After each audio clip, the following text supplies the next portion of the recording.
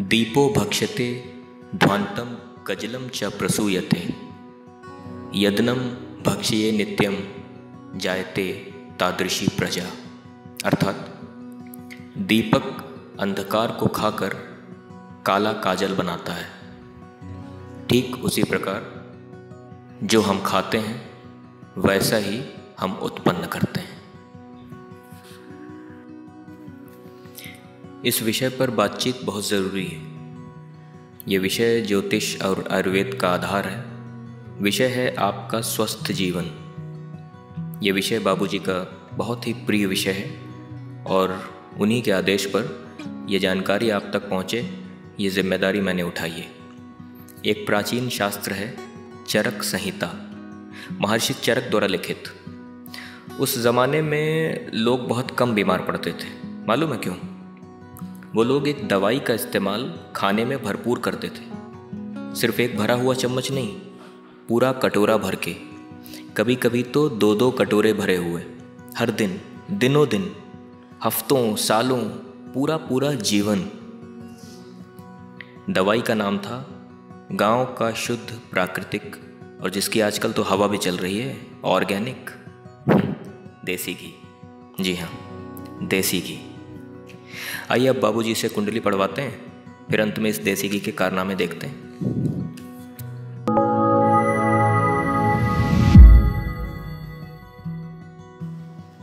ये कुंडली है। एक एक्टर है कार्तिक आर्यन। इस समय इनको कहा जाता है कि ये फिल्म इंडस्ट्री में शायद अगले शाहरुख खान बन जाएंगे। अच्छा।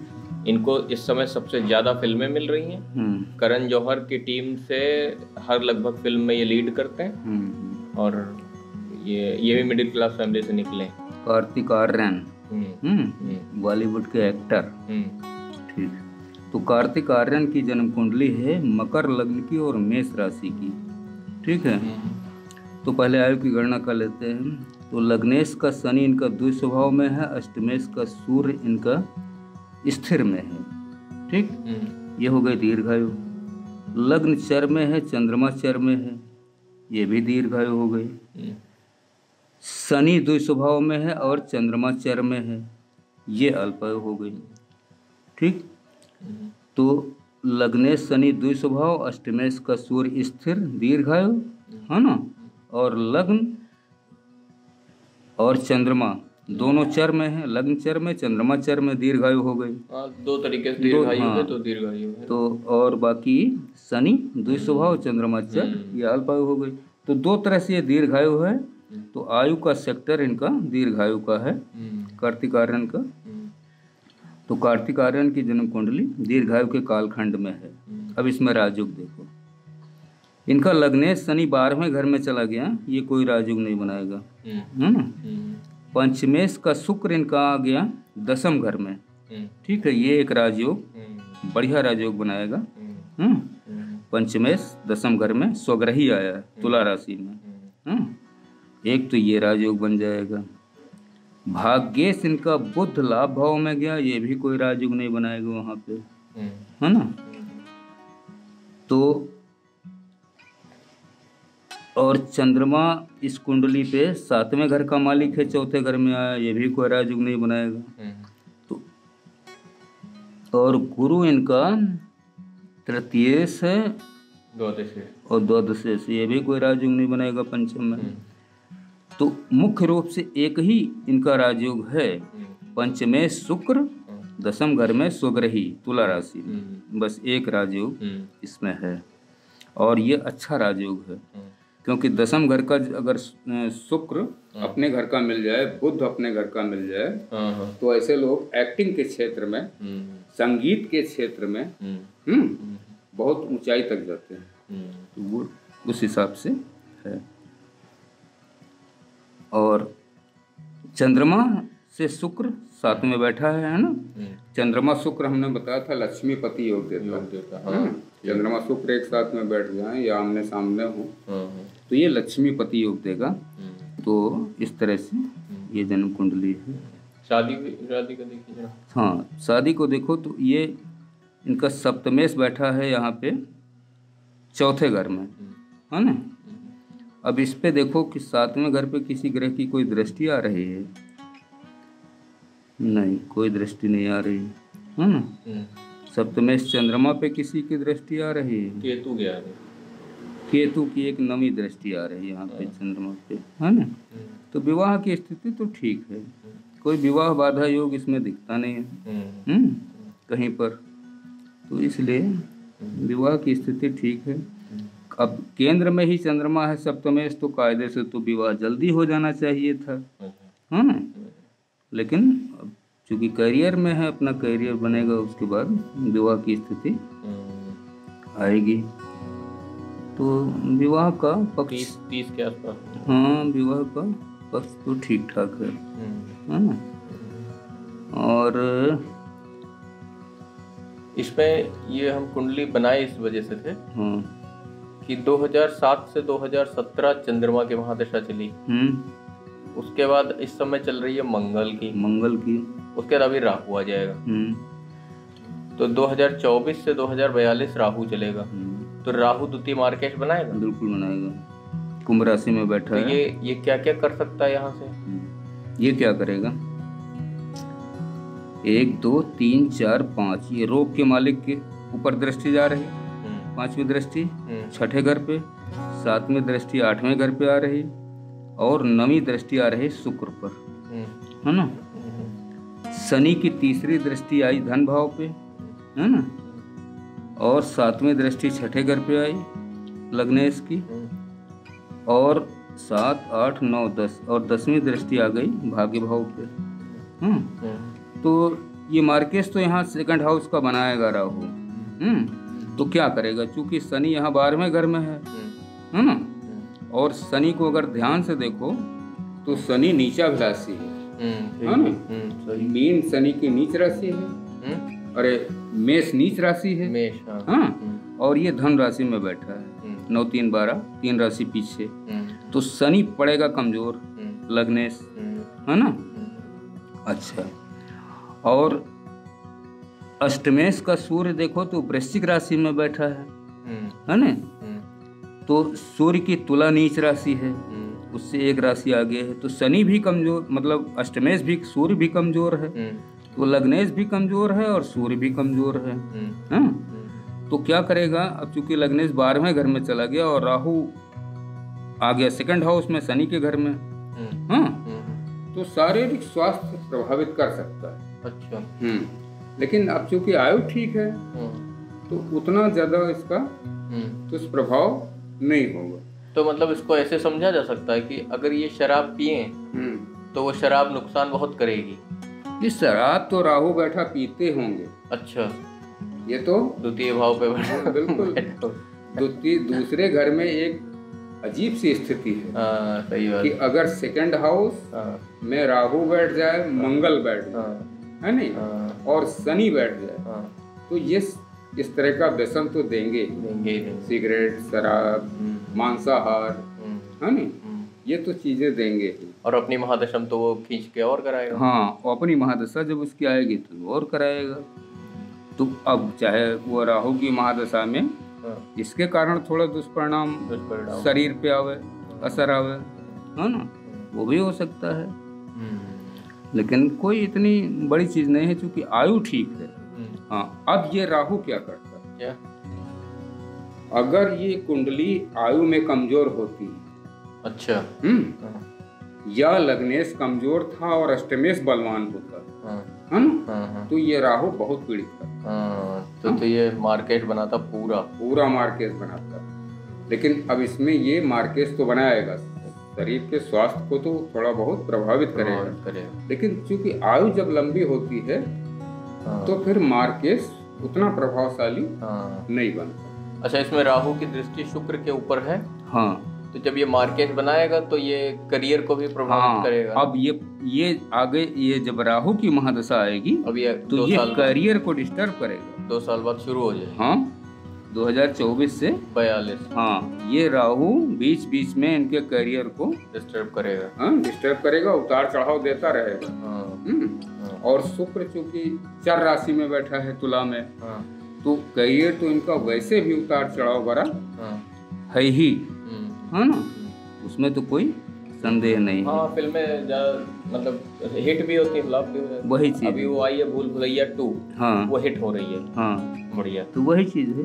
और इस तरह से कुछ फ्लॉप हो गई, कुछ चली। हाँ, तो इस तरह से करियर की स्थिति है। तो अब ये इसके बारे में आपको एक बढ़िया चीज बताते हैं। कार्तिक आर्यन को क्राफ्ट नहीं आती एक्टिंग की, बिल्कुल भी क्राफ्ट नहीं आती। जो भी अगर एक्टिंग की क्राफ्ट को थोड़ा सा भी जानता है, वो इनकी परफॉर्मेंस देख के तुरंत बता देगा कि इनको क्राफ्ट नहीं आती है। हालांकि इन्होंने क्राफ्ट सीखी है, लेकिन उस क्राफ्ट का ये अपने ऊपर उपयोग कर नहीं पाए ढंग से। हाँ, तो वो इनका राजयोग काम कर रहा है। हाँ, तो हमारा यही कहना था कि क्राफ्ट ना आने के बावजूद भी इतनी बड़ी फिल्मों में सोलो लीड रोल करना, इसका मतलब है कि अगर कुंडली में राजयोग नहीं होगा तो कर नहीं पाएगा आदमी, तब कुछ नहीं करता है ना। हाँ, क्योंकि पंचमेश का एक राजयोग दशम घर में शुक्र का मिला हुआ है, है ना। सुग्रही तुला राशि में बैठा, तो यही एक राजयोग है, महाराजयोगों में से है, यही पर्याप्त है। क्राफ्ट आती हो चाहे ना आती हो। कुछ लोग कमेंट में लिखते हैं कि आप हमेशा जो है वो, मतलब हम लोग हमेशा सेलिब्रिटीज की कुंडली पढ़ते हैं, आम आदमी की नहीं पढ़ते हैं। तो हम सोच रहे थे कि इस वीडियो में एक बात है जो हम सोचे बता दें कि अगर आम आदमी की कुंडली पढ़ी जाएगी तो उसमें कुछ खास होगा नहीं। पहली चीज की राजयोग कुछ होता नहीं आम आदमी की कुंडली में है। आम आदमी की जन्म कुंडली अगर हम पढ़ने लगे है ना, तो उसमें सबसे बड़ी चीज तो ये है कि वो जैसे आम मिडिल क्लास फैमिली का आदमी है कोई, है ना, तो अब तक की जितने पीछे हमने कुंडलियां पढ़ी हैं मिडिल क्लास वाली ना, मिडिल क्लास वाली खराब ही है, तो सब खराब ही स्थिति में, ज्यादातर परेशान है लाइफ के अंदर, फाइनेंशियल क्राइसिस चल रही है भाई, ना तो क्राइसिस उसमें कोई राजयोग हमें दिखता है। हाँ, कुछ नहीं होता। तो सीधी सी बात है, अब राजयोग नहीं दिखता है और हम बताएंगे एक्चुअल चीज, हाँ, तो फिर उनको बुरा लगेगा। तो जो मिडिल क्लास के लोग हैं, है नहीं, वो जब चैनल की वीडियो देखेंगे तो वो कहेंगे कुछ है ही नहीं हम लोग के, हम लोग जिंदगी में कुछ है ही नहीं। हाँ, तो एक तो आदमी इस समय वैसे ही दुखी है पीड़ित है ना। सही बात। अब हम नहीं चाहते कि मध्यम वर्ग के लोगों की ज्यादा कुंडलियां पढ़ करके उनको और दुखी किया जाए, है ना। सही बात, क्योंकि हमने देखा मध्यम वर्ग की कुंडलियों में 10-10 हजार कुंडलियां देखी है, तो किसी एक में राजयोग बस, है ना। तो और एक चीज और भी है, कुंडली में राजयोग है तो वो मेहनत नहीं कर रहे हैं, वो कहीं ना कहीं अपने पैतृक बिजनेस में सेट हैं, वो वहां से उस राजयोग का लाभ उठा रहे हैं। भाई पीछे 15-20 कुंडलियां जो पढ़ी गई, हाँ, सब्सक्राइबर्स की जो पढ़ी गई ना, वो तो सब मिडिल क्लास की थी। ये तो है ही, तो वो चीज है। अच्छा, और इनकी सेलिब्रिटीज की कुंडली पढ़ने में एक चीज ये पता चलती है कि अगर कोई सेलिब्रिटी आपको बहुत अच्छे ऊंचाई पर दिख रहा है, लेकिन अगर वो योग्य नहीं है तो पहले से आइडिया लगने लग जाता है इसकी कुंडली में ये राजयोग होंगे जरूर, अदरवाइज ये यहाँ पहुंचेगा नहीं। और देखिए अब कार्तिक आर्यन की कुंडली खुली तो वही निकला, वही राजयोग है कि शुक्र का राजयोग है।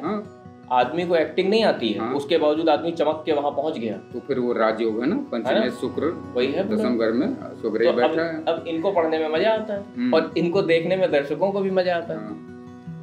तो अब हम किसी मध्यम वर्ग के, अरे हम भी तो मध्यम वर्ग के हैं, कोई हम अरबपति तो है नहीं, सही, तो मध्यम वर्ग के हैं, तो हम अपनी पीड़ा जानते हैं कि हमारे जीवन में क्या समस्याएं हैं, क्या पहले आई हैं। ठीक बात। तो हम नहीं चाहते कि जिस तरह का दुख हमने अपने जीवन में देखा है, तो हम ये मध्यम वर्ग की कुंडलियां पढ़ करके लोगों को और दुखी करें। क्यों? कारण ये होता है कि प्रभाव बहुत पड़ता है। एक मध्यम वर्ग की कुंडली अगर हमने मान लो पढ़ी, ठीक है, किसी की भी हो, तो वो जब उसको मध्यम वर्ग का दूसरा आदमी देखेगा तो कहेगा कि यार इसी तरह की गृहस्थी तो हमारी है, नहीं तो इसकी सारी जिंदगी बेकार हो रही है, दुख भोगते भोगते, तो हमारी भी ऐसे ही गुजरेगी। तो वो आदमी खुद ही डिप्रेस हो जाएगा। वो तो आदमी ऐसे ही एक तो परेशान है ना अपनी समस्याओं से, और दूसरे हम इस तरह से अगर इसको बहुतायत में मध्यम वर्ग की कुंडलियां पढ़ करके अपलोड करने लगे तो लोगों को और दुख होगा। ये तो है। तो ऐसा नहीं है कि हम पढ़ते नहीं हैं, पढ़ी तो जाती हैं। जो लोग फोन करके भाई ये भी देखो, तो ये कार्तिक आर्यन की जन्म कुंडली ये मध्यम वर्ग की तो मध्यम ही वर्ग की है, मध्यम वर्ग की है भी। अरिजीत सिंह वाली भी मध्यम वर्ग की है बिल्कुल। वो आज तुम्हें देखते हैं कि ये टॉप पे हैं, है ना, और क्या, लेकिन ये इनकी जन्म स्थिति देखो तो ये हैं तो मध्यम वर्ग के। बिल्कुल सही बात। तो ये चीज है, तो ये तो बात है। हाँ, एक चीज तो हमारे अपने जीवन के अनुभव से पता चली कि राजयोग जिस जन्म कुंडली में होता है उसको अपने जीवन में कम परिश्रम करने पर भी अधिक सफलता मिलती है। सही बात, ठीक है। और जिनकी जन्म कुंडलियों में राजयोग नहीं होता है उनको अधिक परिश्रम करना पड़ता है, तब उनको अपने जीवन में सफलता मिलती है। सफलता दोनों को मिलती है। अब मध्यम वर्ग के लोग जो परिश्रम करते हैं वास्तविक रूप में उनको अपने जीवन में सफलता मिलती है। सही बात है ना। आज अगर कोई कहता है कि वो रतन टाटा है, नहीं मुकेश अंबानी है ना, जो भी है, तो क्या कभी कोई इनके पीछे बैक स्टोरी में जाता है कि धीरू भाई अंबानी कहाँ से निकल के पेट्रोल का फिलिंग करते थे, तब फिर तो वो वहाँ पे मूल पे जाना चाहिए। हाँ, ये चीज ध्यान देनी चाहिए। कितना परिश्रम उन्होंने किया होगा कि गुजरात से मुंबई आकर के और छोटा धंधा किया, छोटा व्यवसाय किया, पहले तमाम नौकरियां की उन्होंने, है ना। तो ये तो होता ही है ना। अब ये कह देना कि हाँ हम मध्यम वर्ग में पैदा हुए हैं, है नहीं, तो हमें संघर्ष ही करना पड़ेगा। तो संघर्ष तो बड़े लोग भी करते, धनवान भी करते हैं। ये थोड़ा मान लेना चाहिए कि मुकेश अंबानी हैं या गौतम अदानी हैं या जो भी हैं, है नहीं, रतन टाटा हैं, तो ये आज भी मध्यम वर्ग के लोगों से ज्यादा परिश्रम करते हैं। बिल्कुल सही। रतन टाटा का एक इंटरव्यू हमने देखा था। तो रतन टाटा से किसी इंटरव्यूअर ने पूछा था कि आपका पसंदीदा खाना क्या है, तो उन्होंने कहा कि रोटी और सिलबट्टे की बनी हुई चटनी। बताओ। अब आप देखिए, अभी मध्यम वर्गीय परिवार में किसी से आप पूछेंगे उसका खाना पसंदीदा क्या है, तो वो ऐसे ऐसे व्यंजन के नाम बताएगा कि आपने सुने भी नहीं होंगे। तो फिर और रतन टाटा जैसा खरबपति आदमी कह रहा है कि हमको रोटी और चटनी पसंद है। तो उनकी सोच और वो जमीन पे ही है अभी। हाँ, वो सिर्फ पैसे से बड़े हुए हैं, बाकी वो है जमीन के ऊपर ही। तो ये सब लोग आदमी समझ ही नहीं पाते। इसी वजह से हमको लगता है इस शास्त्र का मध्यम वर्गीय उपयोग नहीं कर पाया कभी।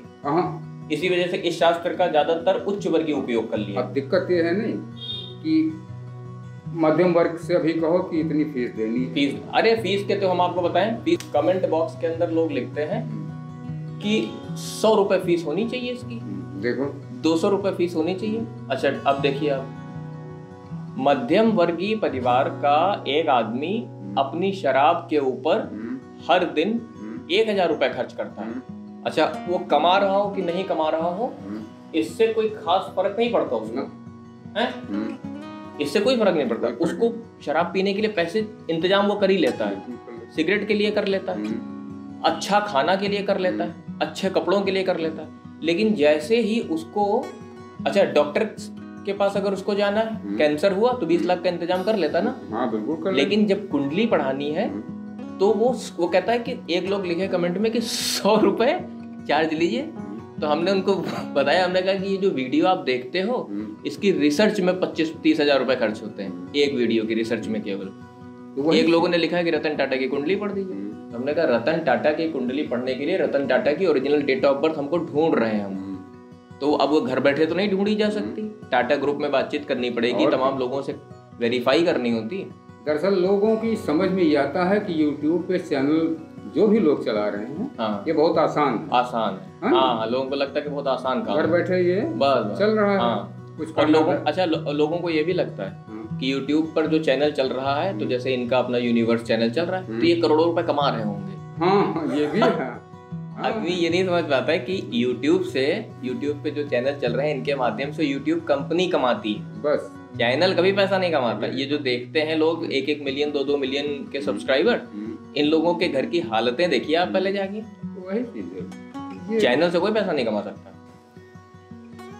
हम एक बार बीमार हुए, अच्छा, तो डॉक्टर NN गुप्ता लखनऊ में डेथ हो गई उनकी, मेडिकल कॉलेज के हेड ऑफ डिपार्टमेंट। सबसे महंगी फीस थी लखनऊ की, हमको याद है छोटे। उस समय हमने उनको 500 रुपए फीस दे करके दिखाया था, और ये बात है 1998 की, 98 की, 1998 के 500 रुपए आज जरा कैलकुलेट करो। सही बात है, महंगाई की दर देखेंगे तो हालत खराब हो जाएगी आदमी की। तो आदमी ये नहीं देखता।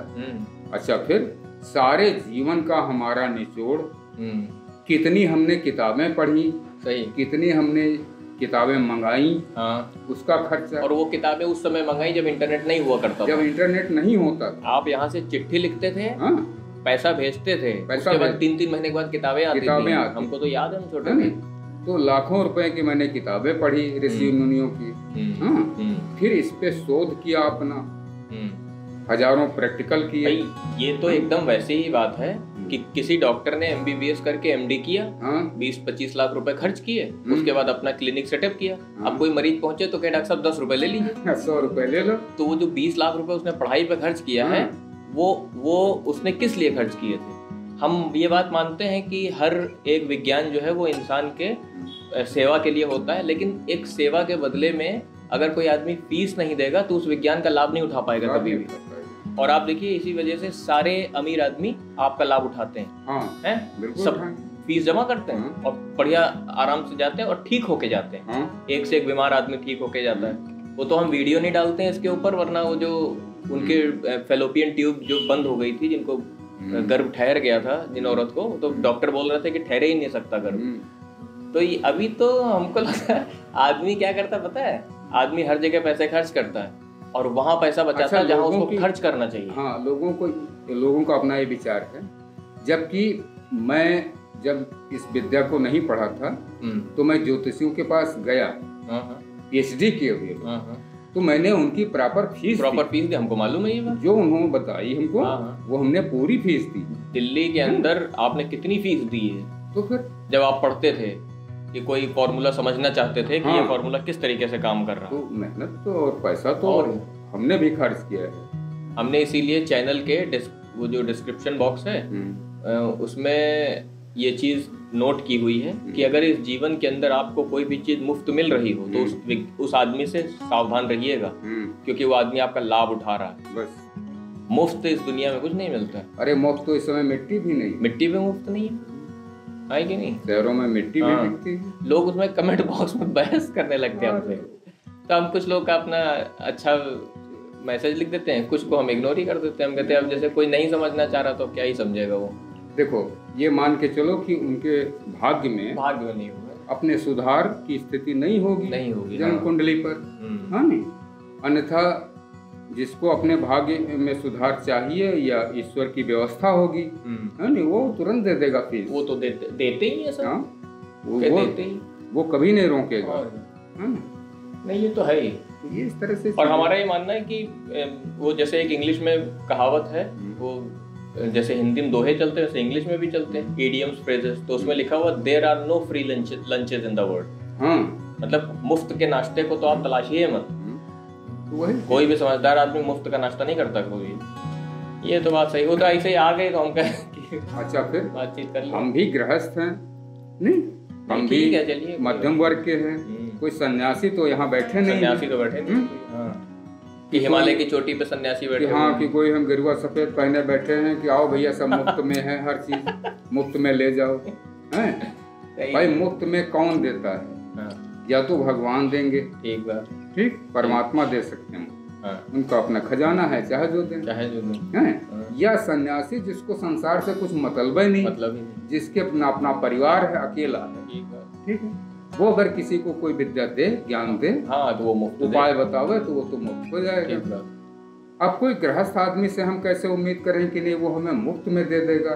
उसका भी तो अपनी जीवन चलाना है, आजीविका। कोई डॉक्टर कोई मुफ्त क्यों इलाज करेगा? क्यों करेगा? मुफ्त इलाज करेगा तो फिर वो अपने बच्चों को पालेगा कैसे? उसका भी तो परिवार चलना है, ये तो ध्यान देना ही चाहिए। एक वो थे सर्राफा व्यापारी सहारनपुर के, तो उनका मैसेज पड़ा हुआ था कमेंट बॉक्स में, तो हमने उनको पलट के लिखा, हमने कहा कि सर एक बात बताइए कि जब आपके पास कोई सोना का जेवर लेने आता है तो आप उसको 100 रुपए का हार देते हो? तो उनका लौट के मैसेज नहीं आया। अच्छा देखिए, आदमी समझता सब है, सब जानता, ऐसा नहीं है कि आदमी कोई मूर्ख होता है।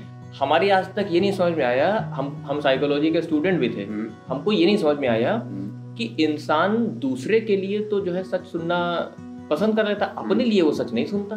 हाँ, ये तो प्रवृत्ति है, कलयुग है ना। सही बात, जब आप रेमेडी देते हैं तो ये थोड़ा देखते हैं कि कोई अरबपति आके बैठा है हमारे सामने, हाँ, कि तो कोई हम उसको नॉर्मल अलग रेमेडी दूसरी दे दें, ये नहीं, गरीब के लिए दूसरी दे दें, ऐसा तो हम नहीं करते। तो इसलिए अरे हम तो देखते हैं इस चैनल के माध्यम से लोगों को ये ज्ञान प्राप्त हो रहा है, यही बड़ी बात है। वरना तो जो ही स्थिति है एस्ट्रोलॉजर्स की, उस पर तो उस पर क्या ही चर्चा की जाए। आदमी कुछ भी नहीं आता, उसके बावजूद लोग जो है दुकानें खोले बैठे हुए हैं। वो ठीक है, वो चलिए ठीक है। ये कार्तिक आर्यन की जो है बड़ी लंबी हो गई, पता है वीडियो। कार्तिक आर्यन लोग बातचीत में कहीं और निकल गए। ये जन्म कुंडली ठीक है। ठीक है, चलिए। चरक संहिता में महर्षि चरक कहते हैं, यदि आप चाहते हैं आपका स्वास्थ्य संतुलित रहे तो केवल असली प्राकृतिक देसी घी का ही सेवन करें। महर्षि चरक आगे कहते हैं, असली प्राकृतिक देसी घी पेट की सभी बीमारियों को ठीक कर देता है। महर्षि चरक कहते हैं, असली प्राकृतिक देसी घी में स्नायु तंत्र यानी नर्वस सिस्टम की सभी बीमारियों को ठीक करने की क्षमता होती है। महर्षि चरक कहते हैं, असली प्राकृतिक देसी घी में दिल की सभी बीमारियों यानी हृदय की सभी बीमारियों को ठीक करने की क्षमता होती है। टिंडोला घी, गांव का असली देसी घी। एक बार स्वाद लेके देखिए, इससे अच्छा स्वाद मार्केट में कहीं मिल गया तो आपकी कुंडली हम बाबूजी से फ्री पढ़वाएंगे। एक बात और, मार्केट से सस्ता भी है। गूगल पर टाइप करिए देसी ऑर्गेनिक घी, देखिए प्राइस देखकर आपका सिर चकरा जाएगा। 2500 के नीचे तो प्राइस ही नहीं है। चलिए ऑर्डर करके देखिए, चेक करिए, तब तो पता चलेगा महर्षि चरक किस घी की बात करते हैं। और जिस चीज़ को बाबूजी प्रमोट कर रहे हो कुछ तो खास बात होगी उसमें। तो बीमारी को जीतने के लिए हमेशा आपके साथ। जब तक आपकी बीमारी तोड़ेंगे नहीं, हम छोड़ेंगे नहीं।